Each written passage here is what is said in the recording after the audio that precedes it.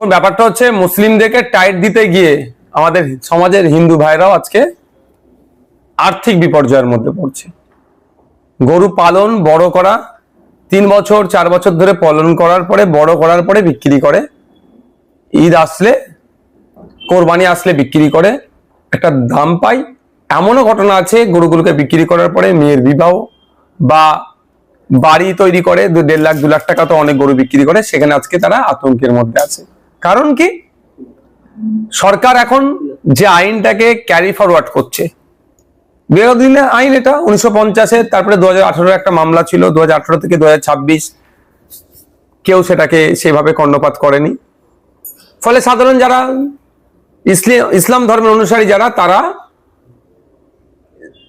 একটা জিনিস তারা মাথায় রাখছে যে কুরবানি দিতে গিয়ে উভয় সম্প্রদায়ের মধ্যে কেন বিশৃঙ্খলা তৈরি হবে, কুরবানি দিতে গিয়ে কেন আমি ক্ষতিগ্রস্ত হব, কেন আইনের শিকার হব।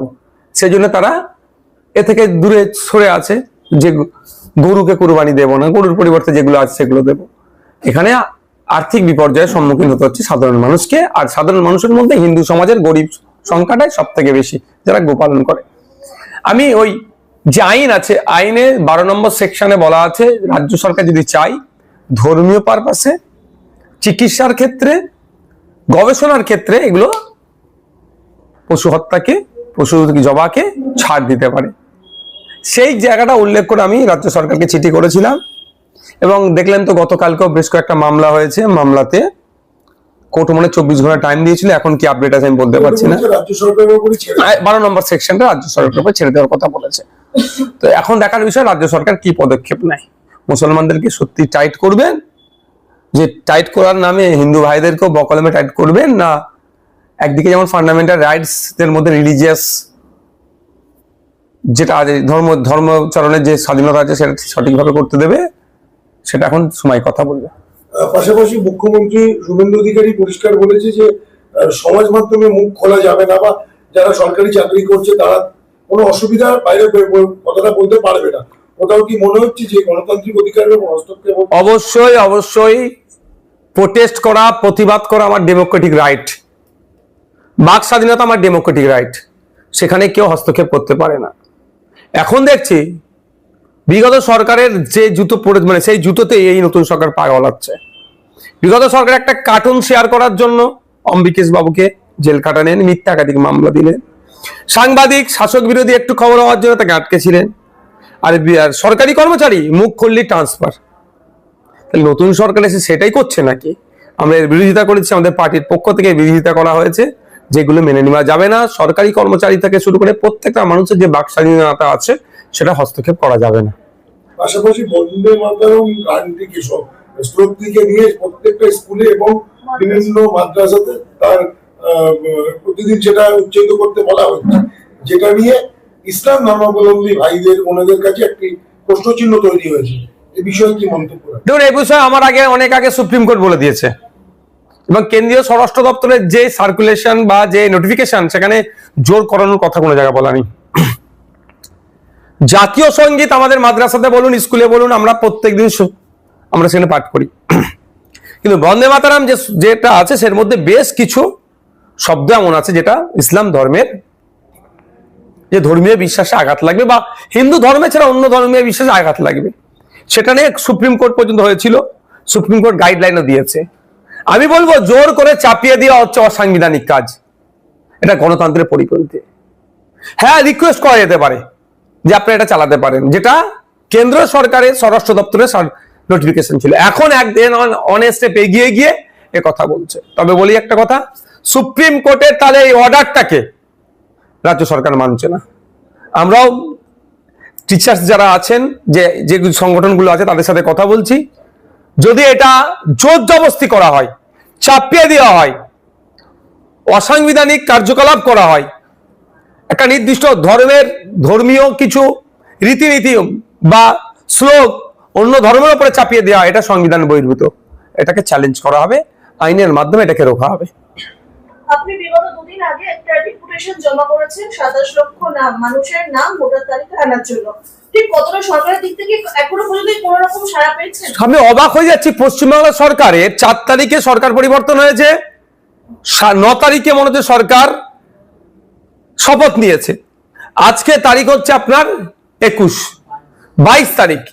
এই কটা দিনে অনেক ভালো ভালো কথা, অনেক আলোচনা সমালোচনা, অনেক পক্ষে বিপক্ষে আলোচনা হলো, কিন্তু 27 লক্ষ নাগরিকের যে ভোটাধিকার হরণ হলো বা ডিলিট হলো, যেখানে 17 লক্ষ আমার হিন্দু, 10 লক্ষ আমার মুসলমান ভাই, মিলিয়ে 27 লক্ষ মানুষের কি হবে ফিউচার, রাজ্য সরকার যিনি প্রধানে আছেন শুভেন্দু অধিকারী মহাশয়ের মুখে একটাও শব্দ দেখলাম না। শুধু তাই নয়, প্রধান বিরোধী দল হিসেবে যারা নিজেদেরকে দাবি করছেন সেই বিরোধী দলনেতার মুখেও একটাও শব্দ দেখতে পেলাম না।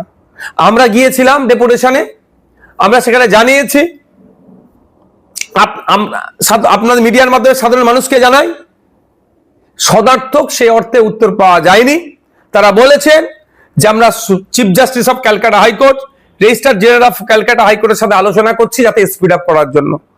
আমরা আইএসএফ ডেপুটেশন দিয়েছিলাম বেশ কিছু, যে দ্রুততার সাথে ওই 27 লক্ষ মামলা নিষ্পত্তি করে ভোটার লিস্টে নাম উঠুক, নতুন করে হয়রানি করা যাবে না, অহেতুক পেরেশানি করা যাবে না, আতঙ্কের পরিবেশ তৈরি করা যাবে না, এই দাবি আমরা রেখেছি। এবং ওখানে গিয়ে কথা বলে যেতে বুঝতে পেরেছি কোনো না কোনো জায়গায় একটা ধীর গতিতে চলছে। সেটা চলছে কি চালানো হচ্ছে সেই বিতর্কে আমি জড়াবো না, যাতে স্পিড আপ হয় তার কথা বলেছি, এবং একটা নির্দিষ্ট টাইম বেঁধে দেওয়া হোক যে এত তারিখের মধ্যে এই টোটাল কেস 27 লক্ষ কেস সমাপ্ত করতে হবে, নিষ্পত্তি করতে হবে। সে উত্তর সে অর্থে দিতে পারেনি। আমরা আমাদের আইনজীবীর সাথে কথা বলেছি, জানেন আমি কলকাতা হাইকোর্ট থেকে দিল্লি সুপ্রিম কোর্ট পর্যন্ত এসআইএন আমার মামলা আছে।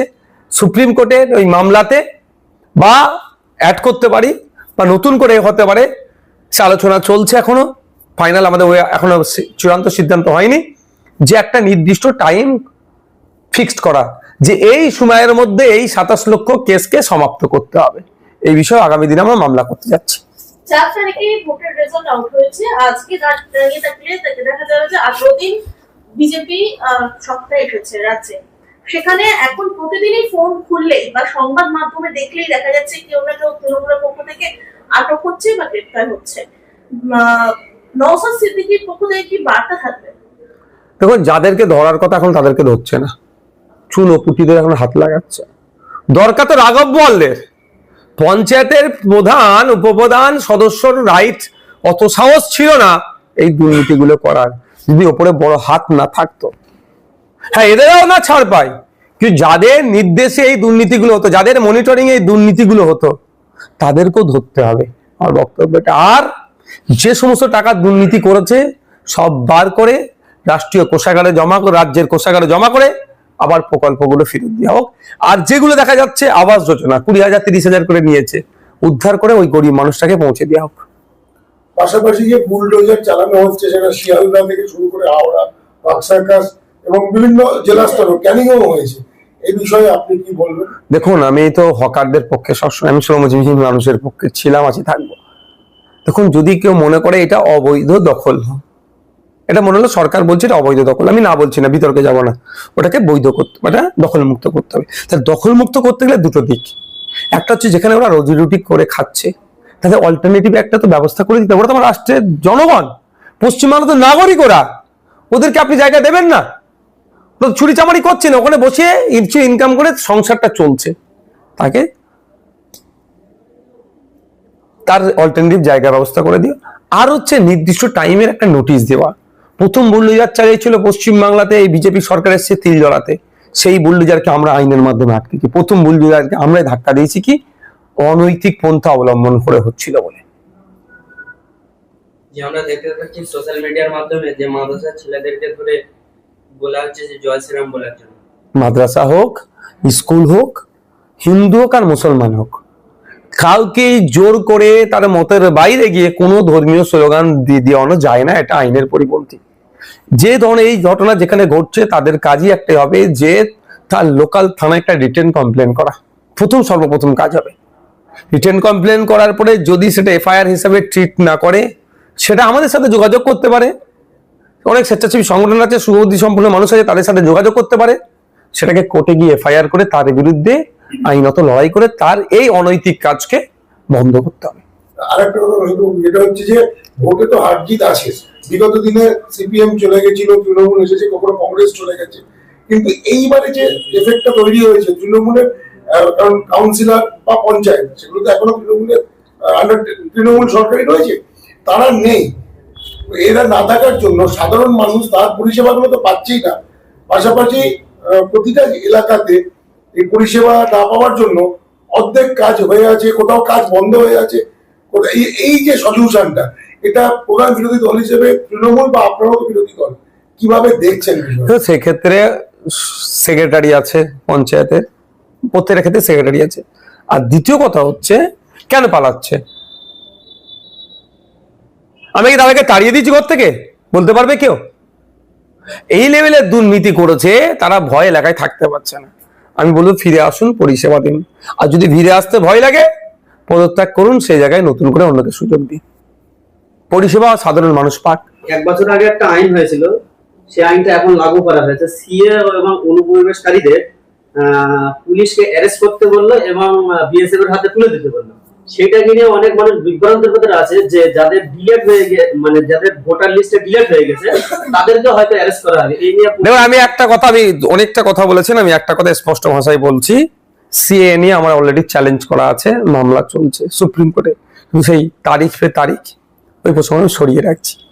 যাদের ভোটার লিস্টে নাম ডিলিট হয়েছে এই 27 লক্ষ, তারা আতঙ্কিত হওয়ার জায়গা নাই এই ক্ষেত্রে, এই রিলেটেড, যে তাদেরকে পুলিশ ধরবে। আপনার এখন ভোটার লিস্টের নাম থাকবে না থাকবে, এটা ভোটার লিস্টের নাম থাকা না থাকার সাথে সিটিজেনশিপের কোনো সম্বন্ধ নাই। আপনার ভোটার কার্ড নাই, আধার কার্ড আছে, প্যান কার্ড আছে, রেশন কার্ড আছে, দলিল আছে, আপনি তো ভারতীয়। এটা আপনারা বুঝতে পারছেন না কেন? এটা আতঙ্কের পরিবেশ তৈরি করা হচ্ছে। আপনাকে আমাকে আতঙ্কে রাখতে পারলে শুভেন্দু অধিকারীকে প্রশ্ন করা যাবে না। আপনি বলেছিলেন ক্ষমতায় আসলে 450 টাকা গ্যাস দেবো, এই প্রশ্নটা কেউ করবে না।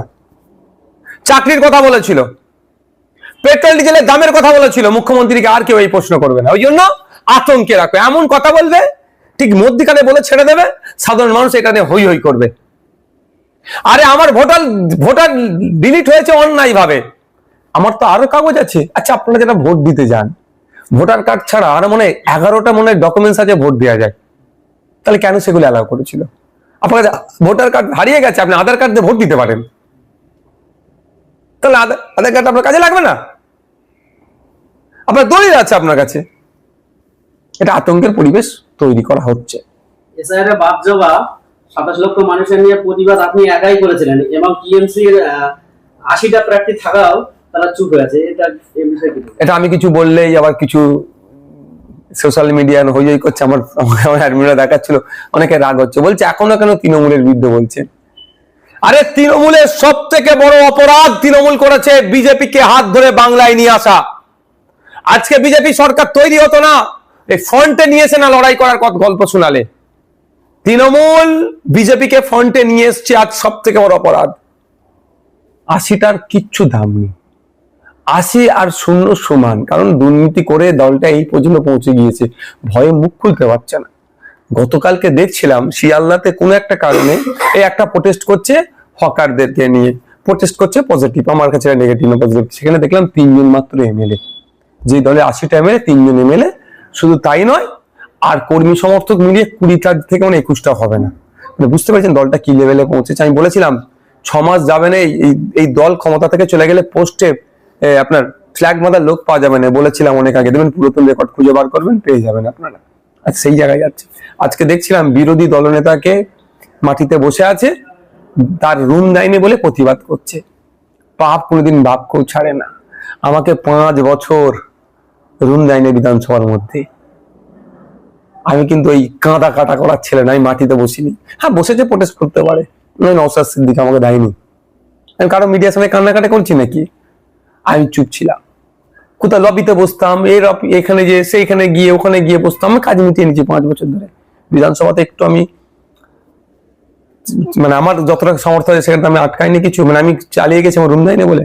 আজকে দেখলাম কি রুমের জন্য তারা আন্দোলন করছে। হ্যাঁ, দেওয়া দরকার, তাদেরকে যে রুম দেয়নি এরকমই প্রতিবাদ করছি, দ্রুততার সাথে বিরোধী দলকে রুম দেওয়া দরকার, এটাও কিন্তু আমি বলছি। কিন্তু পাপ কেউ ছাড়ে না। নওশাদের সাথে কি করেছিল বিগত সরকার, তারাই বসছে। কিন্তু সেখানে থেকে 80 জনের মধ্যে কজন ছিল? 10 থেকে মনে হয় 12 জন। এই দলটা আর মনে হয় 6, মানে বিজেপি যতদিন চাইবে, এখনো বলছে আবার বিজেপি যতদিন চাইবে পশ্চিমবাংলা তৃণমূল থাকুক ততদিনই থাকবে। আর বিজেপি এই দিন বলবে যে না আমি আর তৃণমূলকে পশ্চিমবাংলা রাখবো না, সেই দিনই উঠে যাবে দলটা। পশ্চিমবাংলা থেকে টিএমসি মুছে ফেলার পিছনে নওশাদ সিদ্দিকী ও হুমায়ুন কবিরের হাত, কি বলবেন? তখন এইটা নিয়ে আমার সাথে একটা আপনারা করুন, লাইভ করবেন, একটা দিন করুন, আপনারা চ্যানেল মিলে সাধারণ মানুষকে বার্তা দেবেন, একদিন লাইভ হবে, লাইভ আলোচনা হবে। সাধারণ মানুষ যারা সাধারণ মানুষ অ্যাকচুয়াল নয়, যারা তৃণমূলপন্থী বুদ্ধিজীবী বলে, যাদের এখন মাল আসা বন্ধ হয়ে গেছে, তারা খুব এটা নিয়ে খুব মিসগাইড করছে। আমি আমার উত্তর দেব, আমি হুমায়ুন কবিরের উত্তর দিতে পারবো না, আমি অন্য কারোর উত্তর দিতে পারবো না। আমি লাইভে বসবো, কোশ্চেন করবে, যুক্তি দিয়ে তার কথাটাকে আমি কাটবো। আর তারও কোশ্চেনের পিছনে যদি কোনো যুক্তি থাকে আমি যদি ভুল হয়ে যাই, আমি ভুল স্বীকার করবো। আরে ভাই, আমি 30টা জায়গায় প্রার্থী দিয়েছিলাম, 1 নম্বর কথা। দ্বিতীয় কথা, আমার একটা কথা সাম্প্রদায়িক আছে যে অন্য ধর্মের মানুষ আমার উপরে ক্ষিপ্ত হয়ে আইএসএফকে ভোট দেওয়া তো দূরের কথা, তৃণমূলকে তো ভোট দেওয়া দূরের কথা, বিজেপিকে ভোট দেবে, এই ধরনের কেউ আমাকে একটা শব্দ বলতে পারবে? তো কিসের জন্য বলুন? আমি আমার ভাঙনের কথা বলি। গতবারের থেকে 20,000 ভোট আমি বেশি পেয়েছি।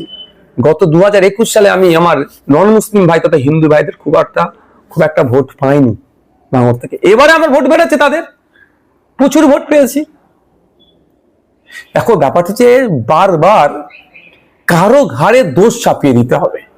আপনার খেয়াল আছে 21-এর পরে বা বেশ কয়েকটা নির্বাচনের পরে লক্ষ্মীর ভান্ডারকে নিয়ে অনেকে খিল্লি করেছিল, এই লক্ষ্মীর ভান্ডারের কাছে হেরে গেলাম। আমি নওশাদ সিদ্দিকী তখন প্রতিবাদ করেছিলাম, ভুল হচ্ছে, যারা লক্ষ্মীর ভান্ডার নাই সেটাকে নিয়ে আপনারা খিল্লি করবেন না, কারণ আমাদের মানুষের কাছে পৌঁছাতে পারিনি, মানুষের রাইট আমার কাছে আসেনি, অধিকার আমাকে দেয়নি, তো বেঁচে গেল। তার জন্য কার দোষ চাপাতে হবে কেন? তো এইটা হচ্ছে তৃণমূল পন্থীরা দোষ, সরকারটা তো বিজেপির হাতে তুলে দিয়েছে, বিজেপির হাতে তুলে দেওয়ার পরে দোষ তো নওশাদের ঘাড়ে চাপ, সহজ আছে, ওটা নরম জায়গা, ওটাকে টেপো। মমতা বন্দ্যোপাধ্যায় বলছে আগামী পঞ্চায়েত ইলেকশন আছে বা পৌরসভা ইলেকশন, এমনকি 29-এ এমপি ইলেকশন, সেখানে দল ভীষণভাবে ফিরে আসবে। আপনি কিভাবে দেখছেন? হ্যাঁ, ভীষণভাবে কিভাবে ফিরে আসতে হবে দেখতে পাচ্ছি তো। প্রার্থী খুঁজে পাবে নাকি দুষ্কর আছে, এটাকে বলে রাখলাম। ধন্যবাদ।